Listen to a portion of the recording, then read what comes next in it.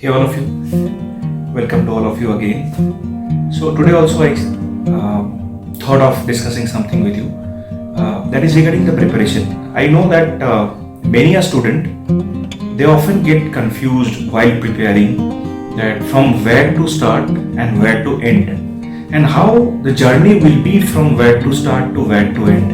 And often it is being seen that many a student end up in solving too many things or reading too many things. Some of them are needed. Actually, I don't have any reservation in reading a lot. Even I am also a bookworm. But when you are preparing for an exam which is highly demanding and there is a very short span of time, why I say very short span of time? Because when competition increases and you have to do lot many things in that stipulated amount of time, so basically the productive time decreases. So then you have to be extremely tactical, you have to be extremely calculative in your approach. So I will try to communicate what to do, what I think, obviously you will have your own thinking and I have full respect for all individual thinking that you have regarding the betterment of your life.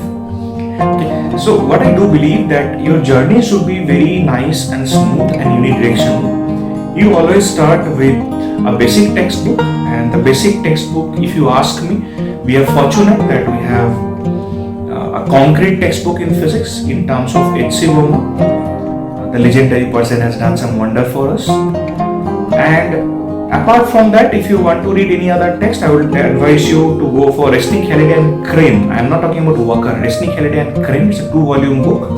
Or you can read about University Physics by Sears and Zimansky. You can try their exercise also. They are time demanding, but if you solve one question, I can bet it will serve the purpose of 3 or 4 so-called MCQ questions from other contemporary textbooks for JEE. And then once you are thorough with the exercise and text of this textbook, then you go for practice. For practice, I will suggest anyone. Either you do a good book, a good series. There are a lot many series in the market now from Cengage, and from there is Physics Galaxy also, which is also a very good book, thorough book, without much mistakes. DC Pandey is also there. I will ask you to choose anyone because the good quality questions will more or less be common in these books. You have to look for which book is offering better flow, and if you ask me, I will always prefer those books which doesn't come with solution. I hate books which are with solutions. It kills students. Solution, right? Okay. And third thing is that you have to choose material from any institute and test series from any institute. One institute only. Do not do too much, right? You take test series from any reputed institute and do them, and that's it. Keep yourself intact with this particular thing only. Hindi में कहावत होता है, घाट घाट का पानी पियोगे तो पेट तुम्हारा ही खराब होगा. Okay, so be smooth, be unidirectional, and be concrete on your approach. Success तो आएगा ही boss. All the best. Hello friends, welcome to all of you once again on a new video on your channel that is on JEE Physics Maniac. So again, this is a problem that I have chosen from mechanics, and I think it will be a great help, especially for those who are preparing for the JEE Advanced Examination 2021. Now, without wasting much time, let us go to the statement of the question. As you can see, there is a cone of height h and base radius r, which is free to rotate about a fixed vertical axis, which is being shown in this diagram, right? And there is a thin groove cut on the surface, on the curved surface of the cone. The cone is set rotating freely with angular speed omega naught, and a small block of mass m is released.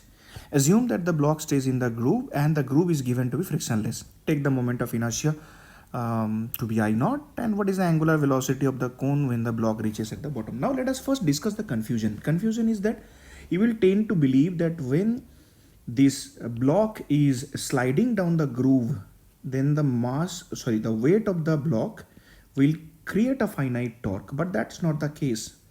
So in the diagram, if you focus, I have drawn this diagram. This is the weight of the block. This is mg cos theta. In this direction, it is normal reaction, and downward direction, it is mg sin theta. So if I think about this point as a reference point, as you can see, mg sin theta is passing through this line. Hence, it cannot produce any torque. mg sin theta cannot produce any torque.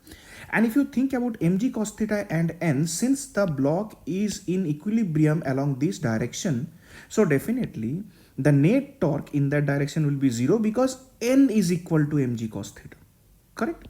So the torque produced by n and mg cos theta are opposite in direction and their magnitude are same, hence they will also cancel.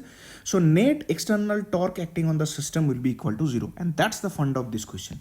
So when net torque acting on the system is 0, then for the cone and the block system, angular momentum will remain conserved. Now, what is the initial angular momentum? So when the block is at this position, only the cone is rotating, so Li is equal to I naught into omega naught, right?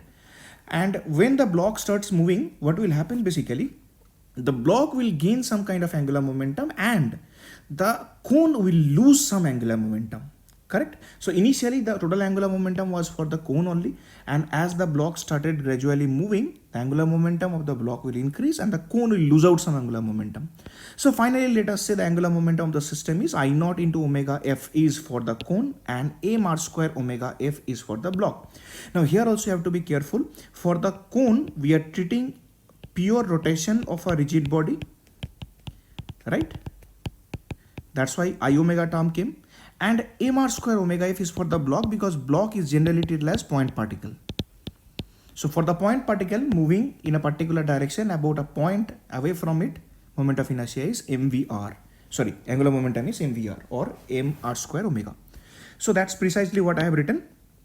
So total final angular momentum of the system is coming to be I naught into omega f plus m r square into omega f. Now as we know the total external torque is equal to 0, so these two angular momentum will be equal, and from there we can calculate the final angular speed of the system or common angular speed of the system. Anyway, so let us focus for the next question, that is saying find the speed of the block in inertial space when it reaches the bottom.